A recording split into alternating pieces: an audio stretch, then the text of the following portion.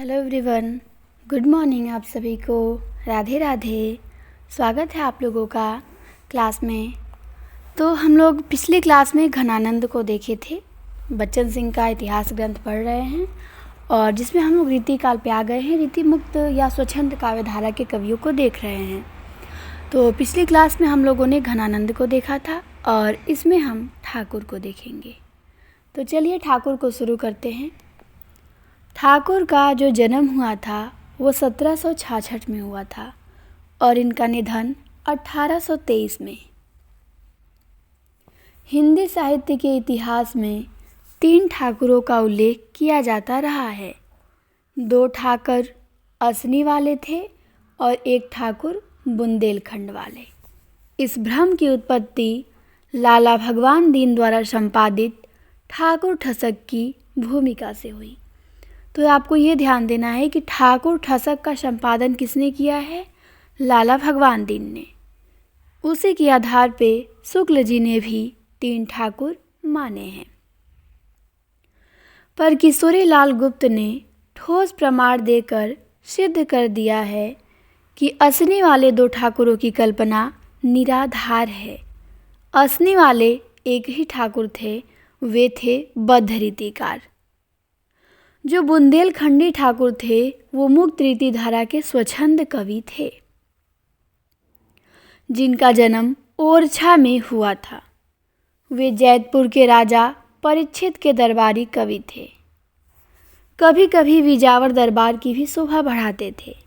कहा जाता है कि ये बांदा के गोसाई हिम्मत बहादुर के दरबार में भी जाते थे और वहाँ पद्माकर से कुछ नोक झोंक हो जाया करती थी। राज दरबारों में उनका सम्मान अवश्य हुआ होगा, अन्यथा वे न लिखते कि ठाकुर सो कवि भावत मोहि जो राज सभा में बड़प्पन पावे। उनके समय में ऐसे बहुत से कवि उत्पन्न हो गए थे जो काव्य शास्त्र में गिनाए गए अप्रस्तुतों और प्रसिद्धियों के आधार पे कविता लिख रहे थे। वे बद्ध रीति कवि रहे होंगे। उनके प्रति अपना असंतोष व्यक्त करते हुए उन्होंने लिखा है, ठाकुर ने क्या लिखा, ये पंक्ति इनकी पूछी जाती है। ठाकुर से इनकी पंक्ति ही तो पूछी गई है अब तक पेपर में। सीख लिन्हो मृग मीन खंजन कमल नैन, सीख लिन्हो जस और प्रताप को कहानो है, सीख लिन्हो कल्प वृक्ष काम धेनु चिंतामणि, सीख लिन्हो मेर और कुबेर गिरी आनो है। ठाकुर कहत या कि बड़ी है कठिन बात, वाको नहीं भूली कहूँ बंधियात बानो है, डेल सो बनाए आए मिलत सभा के बीच, लोगन कबित की वो खेल कर जाना है। ये भी पंक्ति पूछी गई है। सीखो लिन्हो मृग मीन वाला भी और डेल सो बनाए आए मिलत सभा के बीच, ये भी आपको ध्यान देना है, ठाकुर की है। घनानंद की तरह ठाकुर में प्रेम की पीड़ा और घनीभूतता का अभाव है, क्योंकि उन्होंने वह यातना भी नहीं भोगी थी। पर घनानंद ने जिन मानवीय मूल्यों की सृष्टि की थी वे ठाकुर की प्रकृति के अनुरूप थी। उन्होंने सहज भाव से अपनी मस्ती में उन्हें स्वीकार कर लिया था। सामंती जकड़न की टुटन में तेजी आ गई थी। उनकी मस्ती और स्वच्छंद मूल्यवत्ता का प्रमाण है उनका यह छंद। लिखे हैं ठाकुर कि 10 बार 20 बार बरजी दई है आही, एते पे न माने जो तो जरन बरन देव, कैसो कहाँ कीजे कछु आपनो करो न होए, जाके जैसे दिन ताही तैसे ही भरन देव।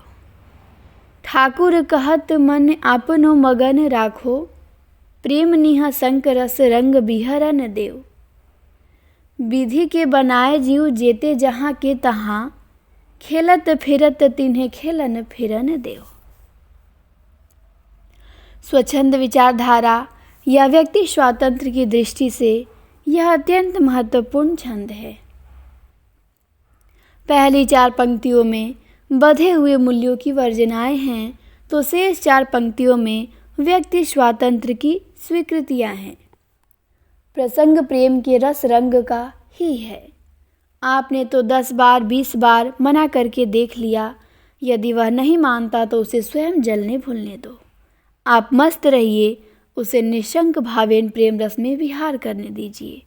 विधाता द्वारा बनाए हुए प्राणियों की क्रीड़ा में आप क्यों हस्तक्षेप करते हैं? उन्हें अपने मन से खेलने फिरने दो। वर्जनाओं को तोड़ती हुई एक परकिया नायिका कहती है, क्या कहती है? हम तो पर नारी भई, सो भई तुम तो सुधरो सखिया सिंगरी। यही रीत चले जग नाम धरैती ही, तय न कढ़ो मन मोह ढिगरी। कभी ठाकुर फाटी उलंक की चादर, देव कहाँ कहाँ लो थिगरी। तुम आपनी ओर बचाओ करो, हम तो बनी के बिगड़ी बिगड़ी। कहते हैं कि मैं तो पर नारी हो गई, लेकिन तुम सारी सखियाँ तो अपने में सुधार कर लो। मेरी रीति पर चलने से जग हसाई होगी, मेरे पास मत आओ। एक परकिया नायिका कहती है कि मैं तो बिगड़ चुकी हूँ, पर तुम लोग अपना बचाव करो।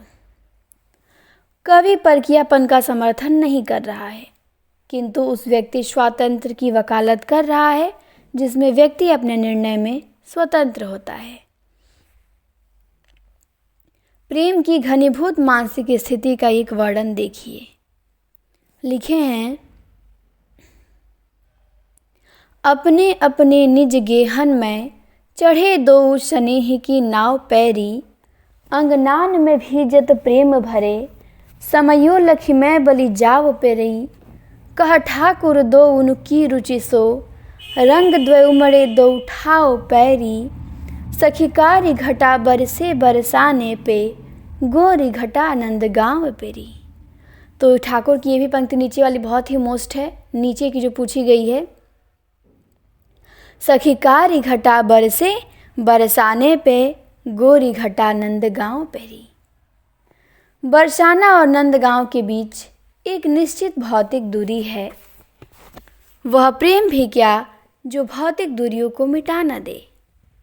राधा और कृष्ण अपने अपने घरों में स्नेह से भीग रहे हैं। अपनी अपनी रुचि के अनुरूप दोनों गांवों पर 2 रंग की घटाएं उमड़ पड़ी, काली घटा बरसाने और गोरी घटा नंदगांव पे। ओछे उरोजनी पै अनुराग, के अंकुर से उग आए, इसमें गुणात्मक अंतर है। प्रिय को न देख पाने की मन स्थिति को कितने सहज ढंग से अभिव्यक्त किया गया है। बरुनिन में नैन झुके, उझकै मनो खंजन प्रेम के जाल परे। दिन अवधि के कैसे गनौ, सजनी अंगूरीन के पोरन छाल परे। कभी ठाकुर ऐसी कहाँ कहिए, निज प्रीत करे के कसाल परे। जिन लालन चाह करी इतनी, तिन है देखिवे के अब लाल परे। भारतेंदु के पगनी में छाले परे, नाघिवे को नाले परे। तव लाल लाले पर रावरे दरस को, के छंद की कुंजी ठाकुर की सवैया में है। ठाकुर जाति के कायस्थ थे, पर उनकी ठसक किसी ठाकुर से कम न थी। हिम्मत बहादुर ने जैतपुर नरेश को कपटाचरण के लिए बांदे बुलाया था। हिम्मत बहादुर एक राजा थे, तो उन्होंने जैतपुर नरेश को कपट के साथ उनको बांदा बुलाया था, पर वे ठाकुर के कहने से रुक गए और हिम्मत बहादुर ने ठाकुर से जवाब तलब किया। उत्तर में ठाकुर ने एक कवित्त पढ़ा और साथ में तलवार भी खींची हुई थी। तो प्रश्न बनता है कि किस कवि ने राजा के एक दरबार में तलवार निकाल ली थी? तो ठाकुर ने। लिखते हैं ठाकुर, सेवक सिपाही हम उन राजपूतन की, ये भी मोस्ट है, ये भी पूछी जाती है पंक्ति। दान दुध जुरी बे मैं नेकू जे न मुर के, नीति देन वारे है मही के मही पालन को। हिये के बेशुद्ध है सनेही सांचे उर के। ठाकुर कहत हम बैरी बेवकूफन के, जाली मत दामाद है आदानी या ससुर के। चोजन के चोर रस मौजन के पात साही, ठाकुर कहावत पे चाकर चतुर के। वे कलम ही नहीं मांझते थे, तलवार भी भांजते थे। वे उमंगी और महामौजियों के महाराज थे। यह तो इस कवित्त से ही सिद्ध होता है। लिखे हैं नगद दामाद अभिमानी के। इसके रचयिता भारतेंदु हरिश्चंद्र को प्रेरणा यहीं से मिली थी।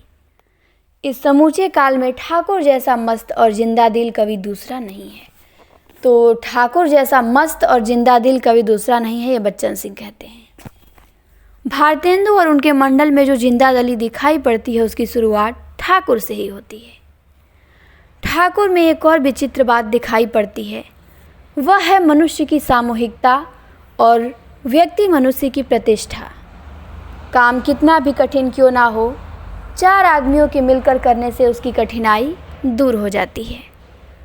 ठाकुर कहत कछु कठिन विचारी देखो, हिम्मत करे ते कौन काम न सुधरी जाई। चारी जने चारहूँ दिसाते चारी कोने गही, मेरू को हिलाई के उखारे ते उखरी जाई।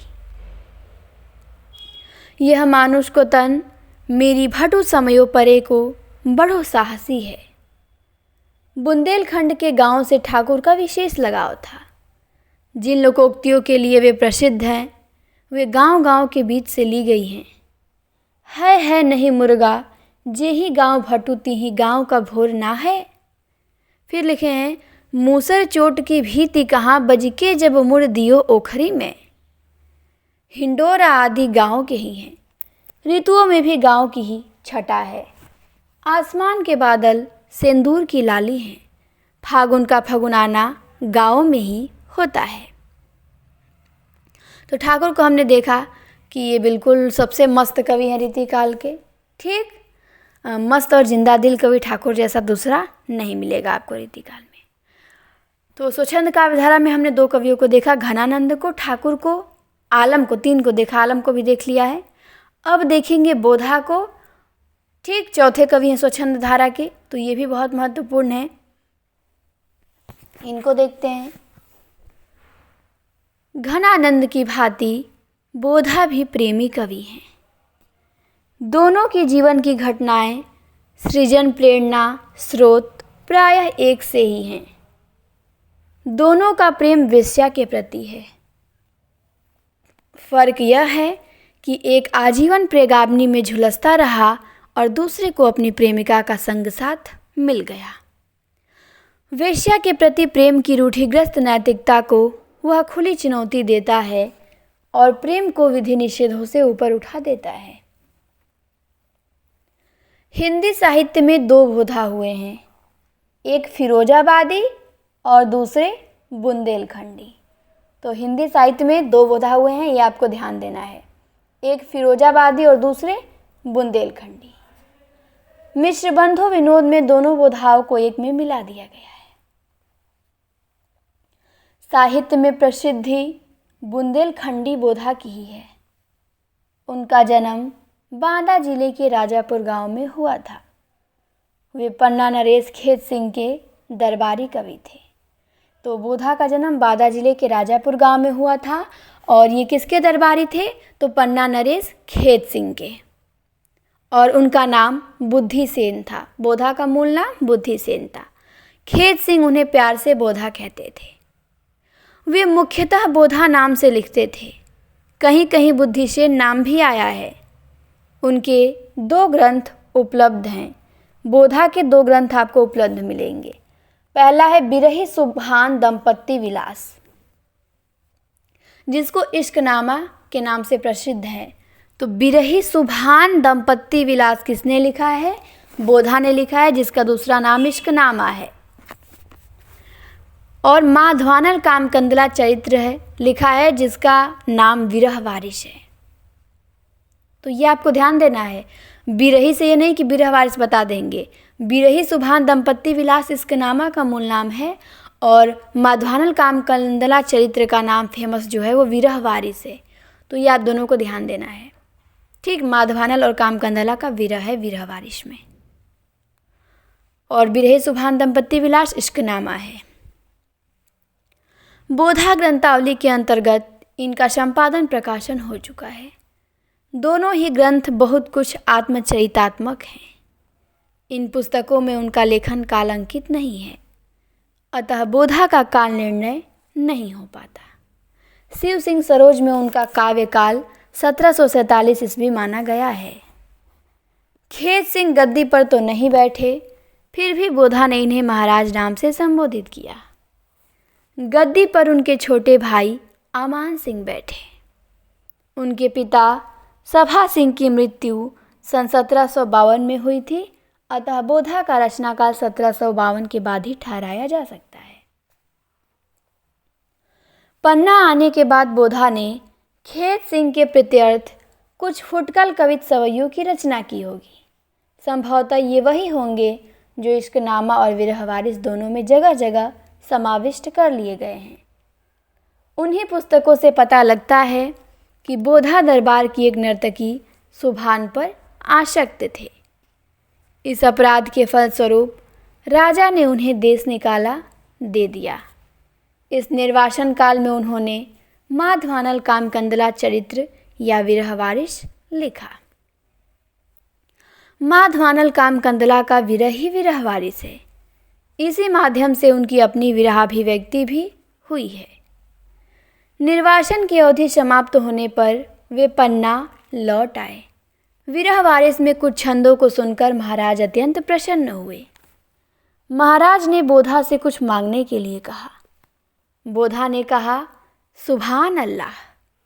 बोधा को सुभान के साथ रहने की अनुमति मिल गई और दोनों दाम्पत्य सूत्र में बंध गए। इसके बाद बोधा ने विरही सुभान दंपत्ति विलास इश्कनामा लिखा। ठाकुर की तरह बोधा भी मस्त थे, पर उनमें कुछ सस्तापन भी था। कवि होने के नाते आत्मगौरव का बोध कमोबेश सभी कवियों में था। अपने आत्मसम्मान की अभिव्यक्ति करते हुए ठाकुर की तरह बोधा ने भी लिखा है। क्या लिखा है कि हिली मिली जाने तासो मिली के जनावे हेत, हित को न जाने ताको हितु न बसाहिए, होए मगरूर तापे दुनी मगरूरी कीजय, लघु है चले जो तासो लघु ता निबाहिए, बोधा कवि नीति को निबेरो यही भाती है, आपो को सराहे ताही आपो हु सराहिए, दाता कहाँ शूर कहाँ सुंदर सुजान कहाँ, आपको न चाहे ताकि बाप को न चाहिए। तो ये बोधा की पंक्ति बहुत फेमस है, नीचे वाली पूछी गई है। दाता कहाँ सूर कहाँ सुंदर सुजान कहाँ, किसने लिखा है? तो ये आपके बोधा ने लिखा है। तो ये आपको ध्यान देना है। और पहले लाइन भी आपको ध्यान देना है कि हिल मिली जाने तासो मिली के जनावे हेत, हित को न जाने ताको हित न बिसाहिए। ये भी बोधा की है। दरबारी संस्कृति और परिवेश के बीच आत्मगौरव के प्रति इस निष्ठा पर आज के बुद्धिजीवियों को ध्यान देना चाहिए। अथ इश्कपंथी ऐसे जानबी के अंतर्गत इन्होंने लिखा है, अति छीन मृणाल के तारहूँ तेति ऊपर पाँव दयावनु है, सुई बेहते द्वार शकीन तहाँ पर तीति को टांडो लदावनु है, कभी बोधा अनीघ निजहूँ ते चढ़िता पे न चित्त डगावनु है, यह प्रेम को पंथ कराल है जू तरवार की धार पे धावनु है। तो यहाँ भी पहली पंक्ति इंपॉर्टेंट है और लास्ट वाली, यह प्रेम को पंथ कराल महा तरवार के धार पे धावनु है, ये भी पूछी गई है। और इसको भी ध्यान देना है, अति छीन मृणाल के तार हूँ तेति ही ऊपर पाँव दयावनु है। किसकी है? बोधा की है। अति छीन मृणाल के तार हूँ तेति ही ऊपर पाँव दयावनु है। आगे आते हैं। लोक की लाज और सोच प्रलोक को बारिये प्रीति के ऊपर दो, गाँव को गेह को देह को नातो स्नेह में हाथों करे पुनि सो, बोधा सुनीति निबाह करे धर ऊपर जाके नहीं सिर हो, लोक की भीति डेरात जो मीत तो प्रीति के पैड़े परे जानी को। माधवानल कामकंदला आलम की कामकंदला से अनुप्रेरित रचना है। इसमें विरह दशाओं के लक्षण, उदाहरण और नक्सिक का ब्यौरेवार वर्णन भी है। रीति का थोड़ा बहुत प्रवेश हो ही गया है। उन्होंने सरल भाषा के प्रयोग में सफलता के लिए शिव से प्रार्थना की है कि मोह पर होहूँ दयाल होई, ग्रंथ भाषा सरल। पर भाषा में फारसी उर्दू का अनपेक्षित घालमेल भाषा की सरसता और कथ्य की गंभीरता में बाधक है। आशिक महबूब मगदरी मजा, यार यमलान इश्क रामूज, कलाम कैफी आदि का प्रयोग धड़ल्ले से किया गया है। सूफियों की तरह वे भी इश्क मिजाजी में इश्क हकीकी देख रहे थे। उनकी भाषा में जहाँ तहाँ खड़ी बोली का प्रभाव भी मिलता है। कवि बोधा अजब मजा पाया, उस समय मीर आदि की तरह वे किसी को किसु लिख रहे थे। तो बोधा हमारे समाप्त हुए, ये भी घनानंद की तरह ही हैं और इन्होंने भी प्रेम किया था एक वेश्या से, लेकिन अंतर है इन दोनों में यही कि घनानंद को उनकी प्रेमिका मिल गई और नहीं, उनकी प्रेमिका नहीं मिली, आजीवन वियोग में तड़पते रहे, और द्विजदेव को उनकी प्रेमिका मिल गई। बोधा को उनकी प्रेमिका मिल गई। अब हम देखेंगे द्विजदेव को। ये स्वच्छंद धारा के अंतिम कवि हैं द्विजदेव। द्विजदेव का जन्म हुआ था 1820 में, निधन 1861 में। द्विजदेव मुक्त रीति काव्यधारा के अंतिम कवि हैं। तो रीति मुक्त काव्यधारा के अंतिम कवि कौन है? द्विजदेव हैं, ये आपको ध्यान देना है। ये अयोध्या के राजा थे और द्विजदेव के नाम से कविता लिखते थे। ये राजा थे द्विजदेव और रीति मुक्त काव्यधारा के अंतिम कवि भी हैं, ये भी ध्यान देना है। इनका वास्तविक नाम मानसिंह था। प्रश्न बनेगा कि द्विजदेव का मूल नाम बताइए, तो क्या बताएंगे? मानसिंह। लछीराम और रसिक बिहारी उनके आश्रित कवि थे। कुछ लोगों का कहना है कि द्विजदेव नाम से प्रकाशित कविताएं लछीराम की लिखी हुई हैं, पर लछीराम बद्ध रीति कवि थे तो द्विजदेव मुक्त रीति कवि। दोनों के भाव और भाषा में बहुत अंतर है। द्विजदेव में जो माधुर्य, प्रकृति का सूक्ष्म निरीक्षण, भाषिक सरसता और प्रवाहमयता दिखाई पड़ती है, वह लछीराम में कहाँ है। उन्होंने 2 ग्रंथों की रचना की है, श्रृंगार लतिका और श्रृंगार बतीसी। तो ये आपको ध्यान देना है। द्विजदेव ने 2 ग्रंथ लिखे हैं। ये अयोध्या के राजा थे, इनका मूल नाम मानसिंह था और ये रीति मुक्त काव्यधारा के अंतिम कवि हैं। तो इनकी दूसरी पुस्तक पहला का ही अंग है। श्रृंगार जो बतीसी है वो श्रृंगार लतिका का ही अंग है। बसंत का एक ध्वनि चित्र देखिए। अब देखिए क्या लिखे हैं। ये लिखे हैं, गुंजरन लागी भौरे भीरे, केली कुंजन में, क्वैलियों के मुख ते कहूँ कान कढ़े लगी, द्विजदेव तैसे कछु गहब गुलाबन ते, चहकी चहुघा चटकाहट गढ़े लगी। और बसंत का ही एक दूसरा दृश्य है जिसमें रूप, रस, शब्द, गंध, भार से सब कुछ मनोरम हो उठा है। लिखे हैं कि सूर ही के भार सुधे सबद सुकिरन के, मंदिरन त्यागी करे अनंत कहो न गौन, द्विजदेव त्यों ही मधु भारन अपारन सो, नेकी झुकी झूमी रहे मोंगरे मरुअदौन। खोली इन नैनन निहारो ते निहारो कहाँ, सुषमा अभूत छाए रही प्रीति भौन भौन, चांदनी के भारन देखा तो उन योसो चंद, गंध ही के भारन बहत मंद मंद पौन।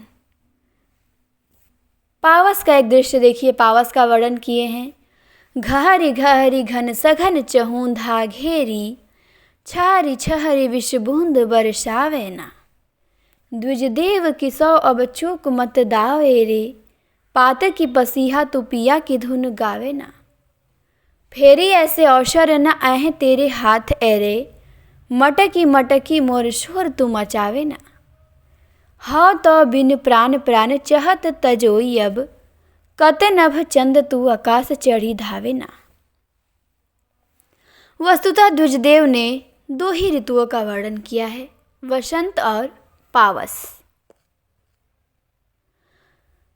तो हमारे यहाँ पे द्विजदेव भी समाप्त होते हैं। हमने स्वच्छंद काव्यधारा समाप्त कर लिया। और इतना ही इन्होंने रीतिकाल के बारे में लिखा था बच्चन सिंह ने। ठीक, अब हिंदी की उर्दू शैली का काव्य आता है इसके बाद। तो उम्मीद करते हैं पीछे का आप लोगों को समझ में आया होगा। और यहाँ से हिंदी की उर्दू शैली का काव्य शुरू हो जाता है। अब इसके बाद फिर अब ये चलेगा थोड़ा लंबा, इसमें भी कुछ कवि आएंगे, फिर इसके बाद आधुनिक काल आएगा। अभी चलिए इसे भी पढ़ लेते हैं। हिंदी की उर्दू शैली की कविता की शुरुआत रीतिकाल में हुई। तो प्रश्न बनेगा कि हिंदी की उर्दू शैली की कविता का शुरुआत कब हुआ? तो रीतिकाल में। पर उस समय हिंदी कविता ब्रज भाषा में लिखी जा रही थी, तो उर्दू कविता खड़ी बोली में। रीति के मूल तत्व तो इस कविता में भी थे, किंतु बहुत कम। इसका परिवेश ब्रज भाषा काव्य के परिवेश से भिन्न था। ब्रज भाषा की कविता दिल्ली और लखनऊ दरबार से दूर थी, लेकिन उर्दू की कविता दोनों दरबारों की वीरांगनी में सांस ले रही थी। दिल्ली पर बार बार आक्रमण हुए, कभी नादिर शाह ने लूटा, कभी अहमद शाह अब्दाली ने। औरंगजेब के बाद मुगल सल्तनत उत्तराधिकारी के युद्धों की लपटों में जलने लगी। मराठों, सिखों और जाटों की लूट ने इसे और भी जर्जर बना दिया। सन 1804 में दिल्ली पर ईस्ट इंडिया कंपनी का अधिकार हो गया। मुगल बादशाह कठपुतली होकर रह गए। तत्कालीन उर्दू काव्य में इस माहौल की झलक मिलती है। इसके अतिरिक्त जिंदगी की अन्य समस्याओं, मानवीय मूल्यों और फलसफे की भी अभिव्यक्ति होती रही। इन कविताओं में वह युग अपने अंतर्विरोधों में उजागर हो उठा है। सन 1700 ईस्वी में औरंगाबाद से उर्दू के कवि समझे जाने वाले दिल्ली आए। इसके पहले उनका दीवान दिल्ली पहुंच गया था। यह रेखता में लिखा गया था। उसकी लोकप्रिय शैली का प्रभाव दिल्ली के कवियों पर पड़ा। उनकी दूसरी दिल्ली यात्रा सन 1722 में हुई। दिल्ली की भाषा का प्रभाव वली पर पड़ा और दिल्ली का कवि मंडल वली से प्रभावित हुआ। दिल्ली भी वली को भा गई। उनका मशहूर शेर था, दिल वली का ले लिया दिल्ली से छीन, जा कहो कोई मोहम्मद शाह सो। यद्यपि वली दक्षिण से आए थे, फिर भी उनकी कविता पर कुतुब शाही और आदिल शाही कवियों की अपेक्षा दक्कनीपन कम है। दक्षिणी प्रभाव के कारण वे से को सूं, से सेती को कूं, तुम को तुमन, हम को हमन लिखते थे। इससे भाषा में मिठास घोलते थे। सन 1719 में मुग़ल बादशाह मोहम्मद शाह गद्दी पर बैठा। यह पहला मुग़ल बादशाह था जो उर्दू में कविता लिखता था। पहला मुग़ल बादशाह मोहम्मद शाह जो उर्दू में कविता लिखता था। अकबर, जहांगीर, शाहजहां के दरबारों में फारसी और संस्कृत के कवियों का सम्मान था। मुग़ल शासन के कमज़ोर पड़ने पर क्लासिकल भाषा का प्रभाव कम हो गया और देश भाषा ने उसका स्थान ले लिया। फ़ाइज़, आबरू, हातिम, यकरंग, जानेजा, फूंगा, ताबा आदि इस ज़माने के कवि थे। ये लोग फारसी के विद्वान थे, उससे प्रेरणा लेते थे, पर उनकी रचनाओं में भारतीयता भरी पड़ी थी। इस भाषा का प्रयोग उनकी कविता में होता था। उसे रेखता कहते थे। रेखता का अर्थ है मिला जुला, गिरा पड़ा। ये आपको ध्यान देना है। रेखता का क्या अर्थ है? मिला जुला या गिरा पड़ा। उनकी रचनाओं के कुछ नमूने देखिए। आबरू ने लिखा है, फिरते थे दस्त दस्त दीवाने किधर गए, वे आशिकी के हाय जमाने किधर गए। फिर यकीन लिखते हैं, यकीन एक उर्दू लेखक हैं, ये हसरत रह गई क्या क्या, मज़े में ज़िंदगी करते, अगर होता चमन अपना, गुल अपना, बागबा अपना। फिर फ़ाइज़ ने लिखा है, हर एक नार सूरज सी शोभा धरे, खड़ी हो सूरज की तपस्या करे। फिर फूंगा ने लिखा है, जख्मे दिल तो सिया नहीं जाता, बिन सिए जिया भी नहीं जाता। ये फूंगा ने लिखा है। दर्द, शौदा और मीर आदि ने उर्दू गज़ल को विशिष्ट ऊंचाई पर पहुंचा दिया। इनमें मीर अपने कथ्य और रूप विन्यास के कारण सबसे अधिक प्रसिद्ध हुए। दरअसल इस पूरे काल को 3 कवियों की रचनाओं के माध्यम से जाना जा सकता है। मीर के और नज़ीर अकबराबादी और मिर्ज़ा गालिब। तो पूरे जो उर्दू का ये काल है आप 3 कवियों से जान सकते हैं, मीर से, नज़ीर अकबराबादी से और मिर्ज़ा गालिब से। इनमें मीर और गालिब दरबारी कवि थे और नज़ीर अकबराबादी हर तरह से स्वतंत्र थे। मीर में अहंकार की मात्रा अधिक थी, गालिब समझौतावादी थे। नज़ीर अपने ज़माने के आगे थे, वे कविता के भविष्य थे। गालिब के अंतिम समय तक उर्दू कविता अपनी चरम ऊंचाई पर जा पहुंची। उसी के साथ मुग़ल साम्राज्य का भी अंत हो गया।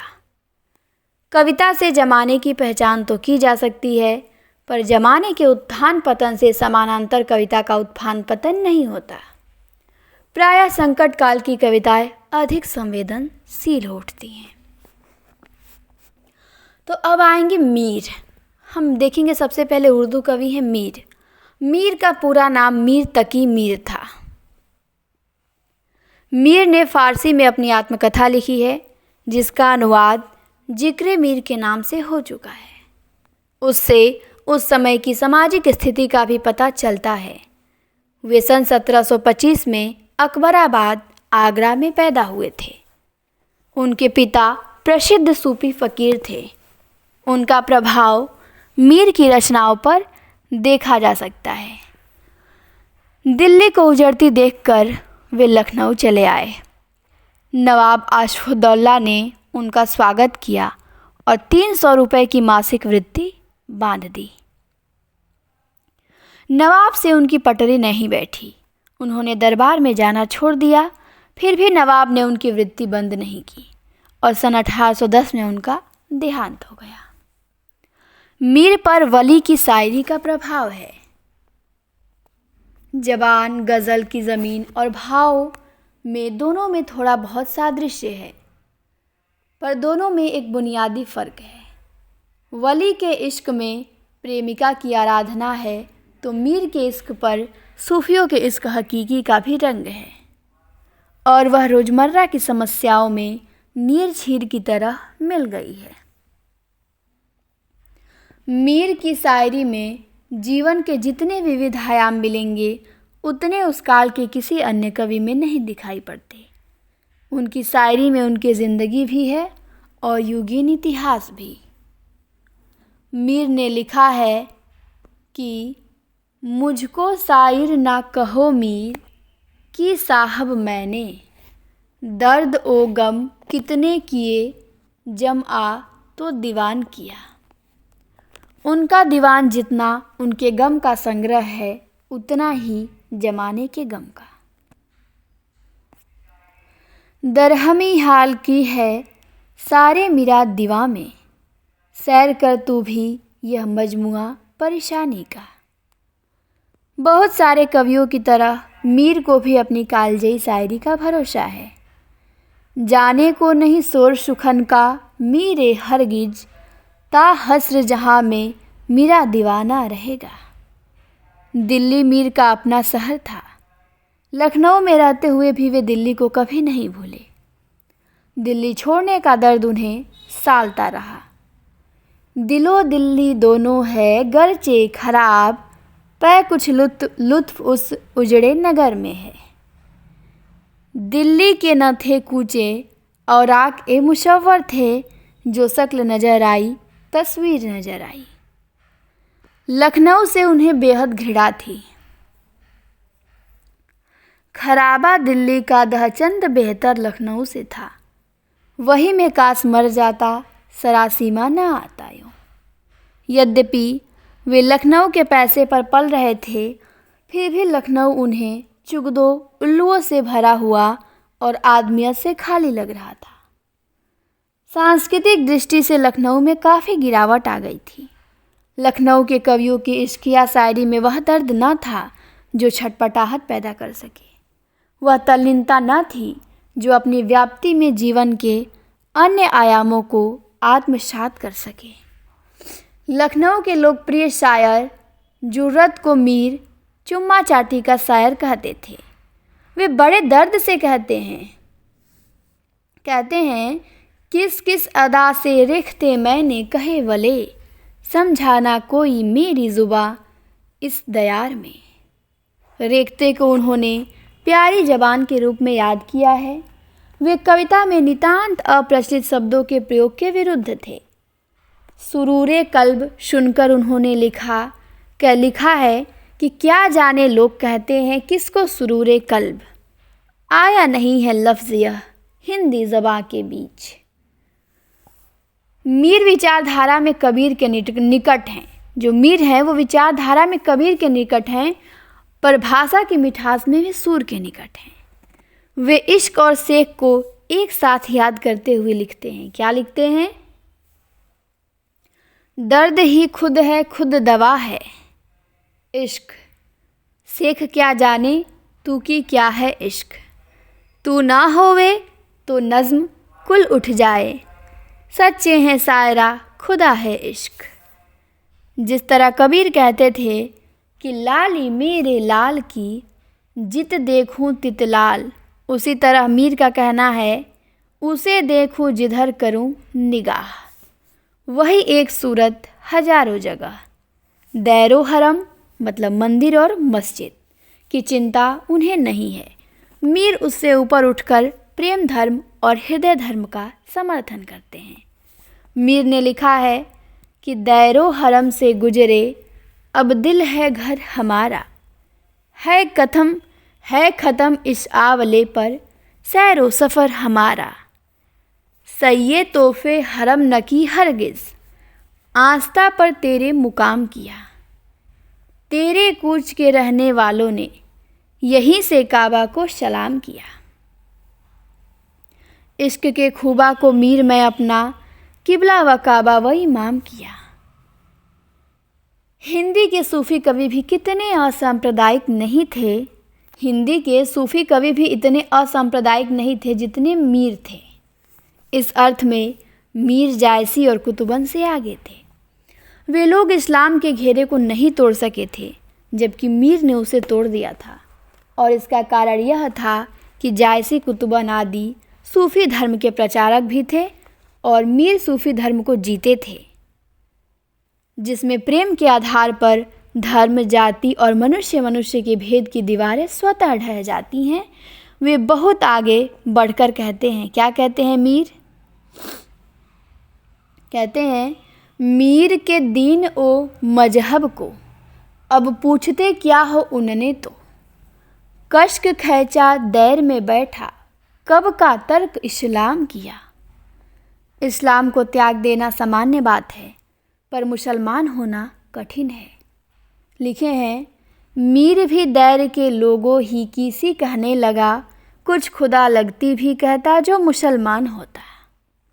पंडों, पुरोहितों, मुल्ला, इमामों में उनकी आस्था नहीं है, पर मुसलमान होने में है, क्योंकि वह सच कहते हैं कि शेखों इमामों की तो उन्होंने वह गत बनाई है कि उन्हें देखकर उनके फरिश्तों के भी होश उड़ जाए।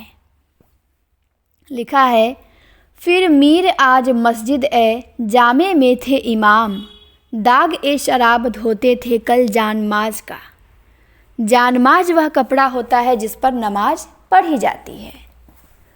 फिर लिखे हैं शेख जी आओ मुसल्ला गिरव ए जाम करो, जिन्स ए तकवा के तई सर्फ ए मैं खाम करो, फ़र्श ए मस्ता करो सज्जाद ए बेतह के तई, मैं की तामीज करो शीशे का इकराम करो।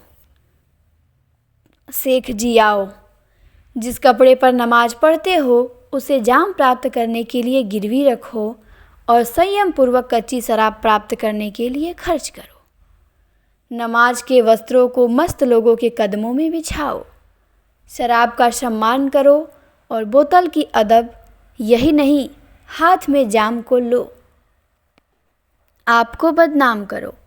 रात परेशानी में बीती जा रही है, कुछ तुम भी तो आराम करो। शेखो बरहमन पर कबीर की चोट बहुत कुछ बौद्धिक होती है तो मीर की गहरे अर्थ में संवेदनात्मक। कबीर झपट्टा मार चोट करते हैं तो मीर खिझा खिझा कर रुला रुला कर मारते हैं। एक लंबी गज़ल शेख पर निछावर कर दी गई है।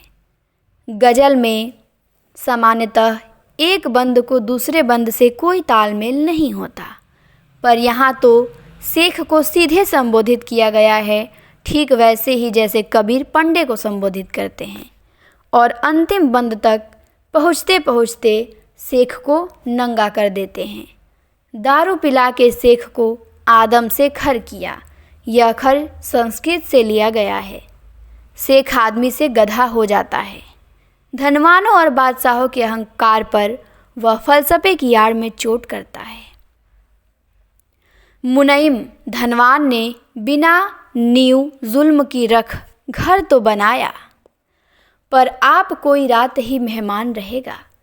जिस सर को गुरु राज है यो ताजवरी का, कल उस पे वही शोर है फिर नौगरी का।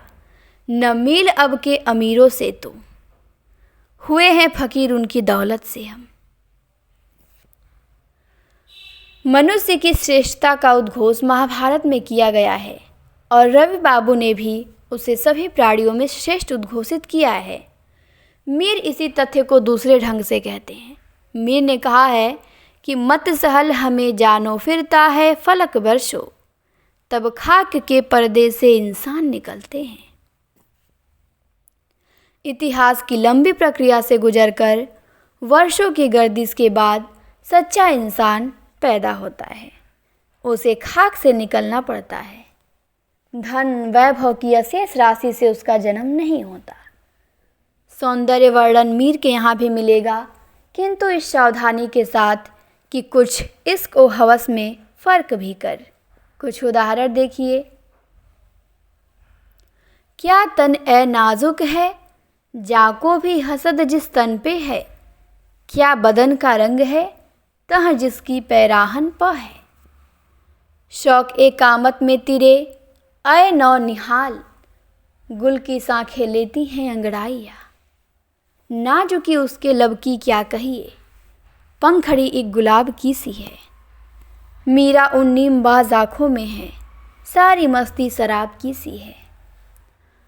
चूँकि मीर हवस के कायल नहीं थे, इसलिए उनकी इश्किया शायरी उर्दू कविता के पारंपरिक चौखटे में नहीं बैठ पाती। वे आदमियों से प्यार करते हैं और इसी रास्ते खुदा तक पहुँचने की बात करते हैं।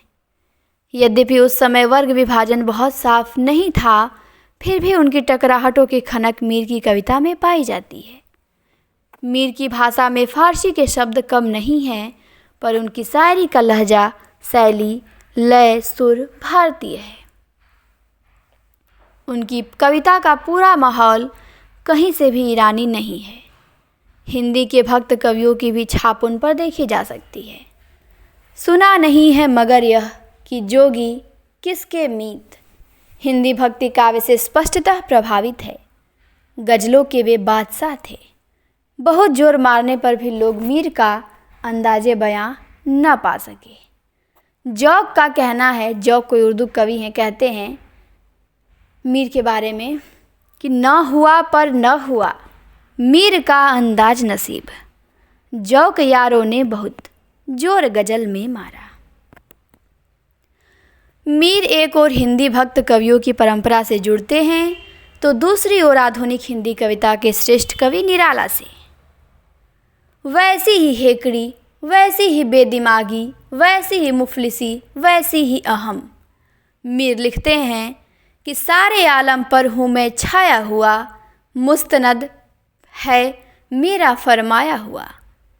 निराला का कहना है कि दिए हैं मैंने जगत को फूल फल, किया है अपनी प्रभा से चकित चल। सब मिलाकर मीर में आवामेश्वर मिलता है। अली सरदार जाफरी का कहना है कि लेकिन सच यह है कि कबीर के बाद यह स्वर केवल मीर के यहाँ मिलता है, और मेरा निजी विचार है कि मीर के बाद वह नज़ीर अकबराबादी की शायरी में पाया जाता है, जो मीर से 17 वर्ष छोटे थे।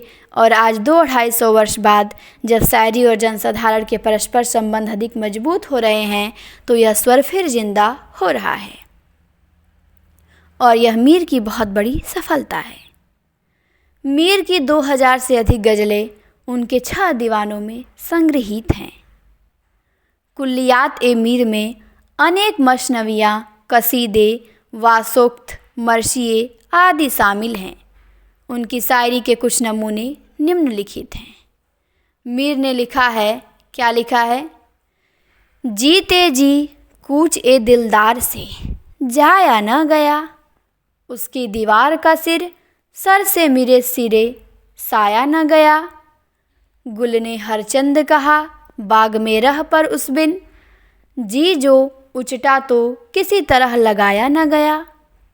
जिनके लिए अपने तो यूँ जान निकलते हैं, इस राह में वे जैसे अनजान निकलते हैं। किसका है कुमास ऐसा गुदड़ भरे हैं सारे, देखो ना जो लोग के दीवान निकलते हैं। सिरहाने मीर के आहिस्ता बोलो, अभी टुक रोते रोते सो गया है। आगे किसू से क्या करे दस्ते तमा दराज, वह हाथ सो गया है सिरहाने धरे धरे। तेरी जुल्फ सियाह की याद में आंसू झमकते हैं, अंधेरी रात है बरसात है जुगनू चमकते हैं। मिर्ज़ा सौदा और ख्वाजा मीर दर्द मीर के समसामयिक थे। सौदा में आत्मसम्मान था पर दुनियादारी भी कम न थी। उनमें मीर जैसी ऐंठ न थी। वे समझौतावादी थे। नवाबों रईसों से उनकी अच्छी पटरी बैठती थी। गज़लों में सौदा मीर से कोसों पीछे थे। सौदा की ख्याति उनके कशीदों और हजबों के लिए है। उनके हजबों के बारे में सरदार जाफरी ने लिखा है, क्या लिखा है? हजब पढ़ते समय मालूम होता है कि पश्चिम उत्तर प्रदेश के देहात की होली देख रहे हैं, जिसमें चारों ओर से कीचड़, गोबर, कालिख, बल्कि भीगे जूतों की वर्षा हो रही है। दर्द सूफी वंश में पैदा हुए थे। वे निंदा स्तुति से ऊपर थे। दर्द की भाषा मीर और सौदा की अपेक्षा कहीं अधिक सरल है। तू हमते चंद अपने जिम में घर चल, जिस लिए आए थे हम सो कर चले। इनकी कविताओं के संबंध में एहतेशाम हुसैन लिखते हैं, क्या लिखे हैं? कि यद्यपि यह कवि पतोन्मुख युग के कड़वेपन और नैराश्य के प्रतीक थे, परंतु मानव जाति के गौरव और अभिमान का पता भी इनकी कविता से चलता है। सामाजिक और आर्थिक पृष्ठभूमि मिलती है, परंतु वह सामाजिक चेतना नहीं है जो उन्हें बेहतर रास्ता दिखा सकती है। वह लोग नास्तिक नहीं थे, पर उनकी विचार स्वतंत्रता उन्हें संकीर्णता और सांप्रदायिकता के निकट भी नहीं आने देती थी। इंसा नाशिक आदि लखनऊ के कवि हैं। इन कवियों की भाषा में लखनऊ की नफासत तो आ गई, पर उसका उथलापन भी आया। इन कवियों में गंभीरता का अभाव है। उस कमी की पूर्ति फालतू शब्दों और अलंकारों से की गई। जीवन की समस्याओं से लखनऊ के नवाबों की तरह ये लोग कटे कटे रहे। तो अब हमारे मीर समाप्त हुए। मीर के बाद अब आते हैं नज़ीर अकबराबादी। नज़ीर अकबराबादी को हम लोग देख सकते हैं कि नहीं? देखते हैं कितने बड़े ये हैं। मीर को तो हमने देख लिया, बड़े थे, और समझा भी कैसे कवि थे वो मीर। ये सब उर्दू के कवि हैं। तो हमारे हैं अगले नज़ीर अकबराबादी। चलिए इनको देख ही लेते हैं। मिर्ज़ा गालिब को अगली क्लास में देखेंगे। नज़ीर अकबराबादी को हम लोग देख लेते हैं। नज़ीर अकबराबादी 1735 में जन्म हुआ था। 1830 में इनका निधन हुआ। समूचे रीतिकाल में नज़ीर अपनी साधारण में असाधारण हैं। न उनके जीवन में नफासत है और न कविता में। मीर और गालिब की तरह उनका जीवन वृत्त टेढ़ा मेढ़ा और उतार चढ़ावपूर्ण नहीं है। वह सपाट मैदान की तरह समतल और खुला है। अतः जो लोग उनकी कविता में अंदाजे बयां खोजना चाहेंगे, उनको निराश होना पड़ेगा। वे जनजीवन के बीच में रमे हुए कवि थे। उनकी कविता जनजीवन की प्रतिध्वनि है। उनका जन्म 1735 में दिल्ली में हुआ था और अतः जो लोग उनकी कविता नहीं, ये देख लिया हम लोग। हाँ, वे मीर से 10 वर्ष छोटे थे।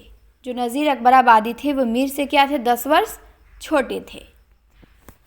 उनके जन्म के 4 वर्ष बाद ही नादिर शाह ने दिल्ली को लूटा।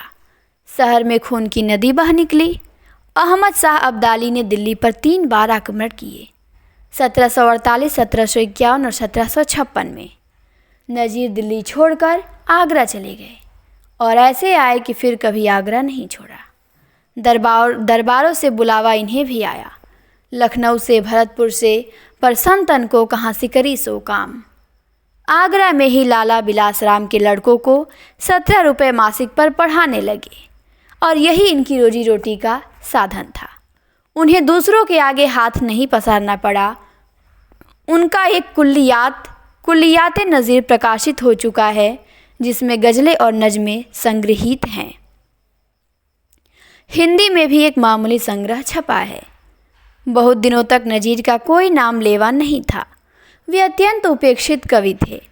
शेफ्ता ने उन्हें अत्यंत निकृष्ट कोटि का कवि माना है, पर इधर जब से साहित्य को जीवन का अनिवार्य अंग मान लिया गया है और उसे जनजीवन के यथार्थ का चितेरा घोषित कर दिया गया है, तब से नज़ीर का महत्व बढ़ गया है। और वास्तव में सन 1900 में शहबाज ने जिंदगानी ए बेनज़ीर लिखकर उन्हें कब्र से निकाला। प्रगतिशील आलोचकों ने नज़ीर का मूल्य समझा और नए सिरे से उनका मूल्यांकन होने लगा।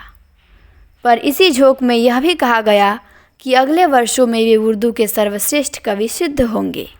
इसी को अंधश्रद्धा कहते हैं, किंतु इसमें संदेह नहीं कि वे कविता को आसमान से उतारकर धरती पे ले आए, जिसमें आम आदमी के सुख दुख, मेला ठेला, श्रद्धा भक्ति आदि को बोलचाल की भाषा में अभिव्यक्ति मिली है। फारसी में उन्होंने लिखा है, पर उसे खान पूर्ति समझनी चाहिए। फारसी के प्रति उनकी आस्था नहीं थी, जबकि मीर और गालिब की आस्था फारसी के प्रति भी थी। नज़ीर की कविता के लिए नया सौंदर्य शास्त्र गढ़ना होगा। उस युग की कविता पर सामंती सौंदर्य शास्त्र का प्रभाव था। कविता में या तो फलसफे की अभिव्यक्ति होती थी, जिसमें जीवन की असारता या पारलौकिक रहस्य होता था, या श्रृंगारिकता को चमत्कारपूर्ण ढंग से अभिव्यक्त किया जाता था, जो सामंत वर्ग की मनोवृत्ति के अनुकूल था। सामान्य जनता के दुख दर्द के स्पर्श से कविता मैली हो जाती थी। सामान्य जीवन का भी अपना रस रूप होता है। उसे व्यक्त करने की भाषा शैली अनअलंकृत होती है। इसी को संस्कृत में अनअलंकृति पुनः क्वापी कहा गया है। भंग, कोरा बर्तन, बंजारा नामा, रोटियां आदि विषयों पर भी रीतिकाल में पहली बार लिखा गया। यदि अभिधा उत्तम काव्य है तो नज़ीर का काव्य भी उत्तम है। फिराक का कहना है कि वे प्रेम की बात करेंगे तो भी उसमें राजकुमार राजकुमारियों की विरहाग्नि में जलने का वर्णन न होगा, बल्कि साधारण जन का तूफानी प्रेम होगा। भक्ति की बातें करेंगे तो भी उस साधारण जन की भावना का चित्रण करेंगे, जो कृष्ण मोहम्मद दोनों के सामने नतमस्तक हो जाता है। महलों और दरबारों की सजावट की चकाचौंध और शाही सवारियों के शिकार के वर्णन की बजाय उनके यहाँ तैराकी, बलदेवजी का मेला, आगरे की ककड़ी, ताजमहल और रीछ का तमाशा दिखाई देगा। स्पष्ट है कि साधारण किंतु संपूर्ण जीवन के ऐसे यथार्थवादी कवि को संभालना उस समय की सामंतीय दरबारी चेतना के वश की बात नहीं थी। इसलिए तत्कालीन आलोचकों ने बाजारूपन के नाम पर उनकी लोकप्रियता से छुट्टी पाली थी। वे न भक्त कवियों के परंपरा में आते थे और न रीति कवियों की। उनकी अलग परंपरा है, उसे कोई जन परंपरा कह सकता है। वे न दैरो हरम का मखौला उड़ाते हैं और न राम रहीम की एकता की चर्चा करते हैं। वे हिंदू भी हैं, मुसलमान भी हैं। वे जन्नत के हुरो गिल्मा हजरत सलीम चिश्ती भी कहते हैं और इस बख्शिश के, इस अजमत के हैं। बाबा नानक शाह गुरु भी हैं। ईद उल फित्र के संबंध में लिखते हैं कि ऐसी न शब बारात न बकरीद की खुशी, जैसे हर दिल में है इस ईद की खुशी। होली के हुड़दंग में वे खुद शामिल होते हैं। होली में यही धूपें लगती हैं बहुत भलियाँ। कन्हैया जी का खेल कूद का वर्णन तो ऐसा लगता है मानो ब्रज रज में उन्हें वैसा ही प्रेम था जैसा स्वयं श्री कृष्ण को। नज़ीर की नई धारा के संबंध में गोयलीय कथन है। इस सुजू और उजाड़ संगम पर आकर नज़ीर ने अजान भी दी और शंख भी फूका, तस्बीह भी ली और जनेऊ भी पहना। मुहर्रम में रोए तो होली में भड़वे भी बने। रमजान में रोजे रखे और सलूनों पर राखी बांधने को मचल पड़े। सब बारात पर महताबियाँ छोड़ी तो दिवाली पर दीप सजाए। नबी, रसूल, वली, पीर पैगंबर के लिए जी भर के लिखा तो कृष्ण, महादेव, नरसिंह, भैरव और नानक पर भी श्रद्धांजलि चढ़ाई। गुलो बुलबुल पर कहा तो आम और कोयल को पहले याद किया।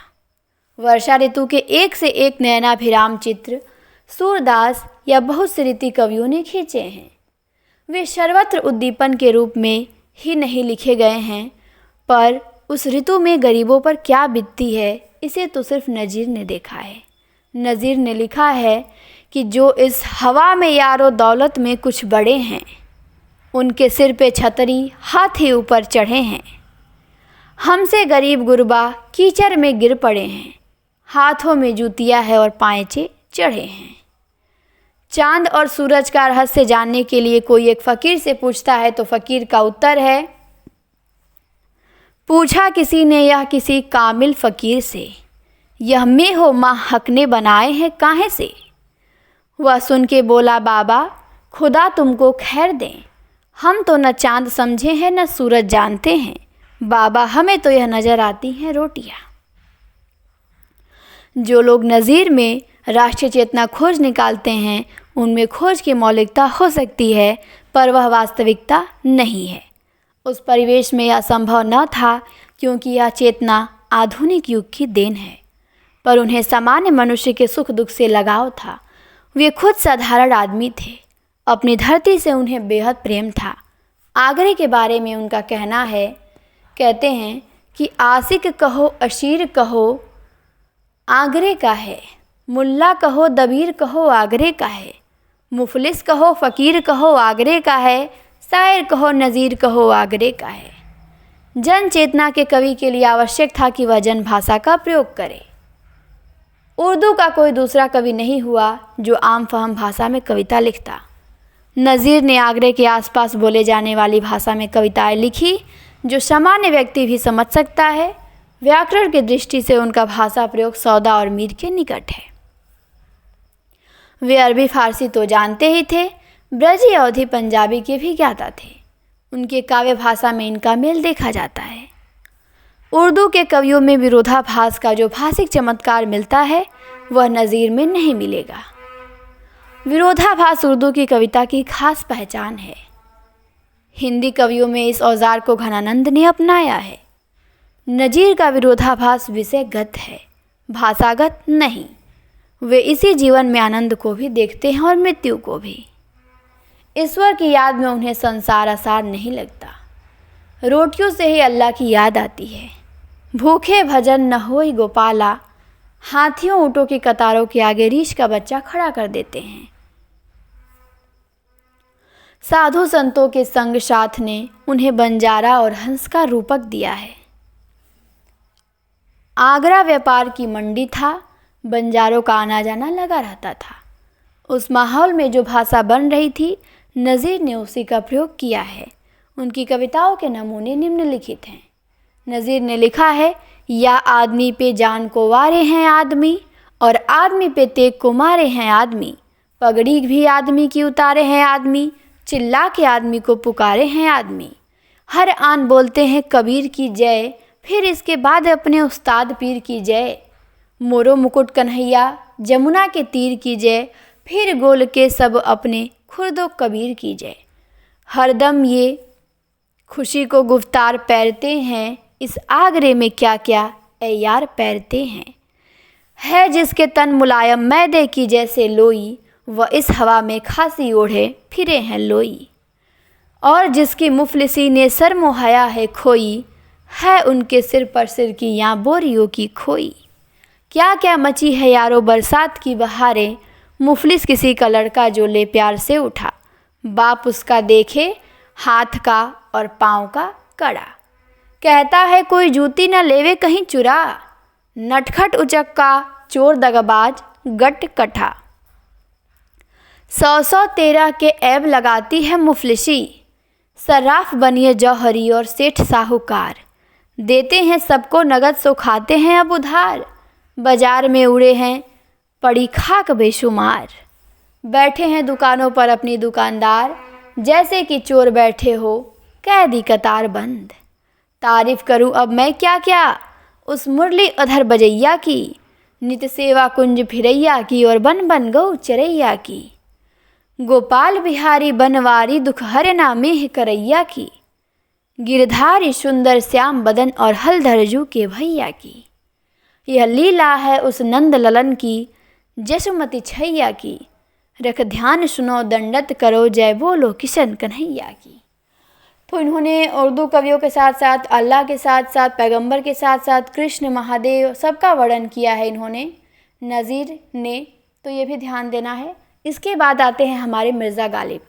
चूँकि हिंदी के उर्दू काव्य से अभी तक तो प्रश्न नहीं बना है, लेकिन ये लिखे हैं तो एक बार पढ़ने में क्या दिक्कत है। हमें पढ़ लेना है, सुन लेना है, शायद हो सके कुछ पूछा ही जा सके, पढ़े रहेंगे तो अनुभव रहेगा हमें, तो इसीलिए हमें ये पढ़ना है। अब इसके बाद आएंगे मिर्ज़ा गालिब। मिर्ज़ा गालिब को हम लोग देखेंगे, 2 लोगों को तो हम लोग देख चुके। मिर्ज़ा गालिब भी बहुत बड़े हैं। फिर मिर्ज़ा गालिब के बाद आएगा आपका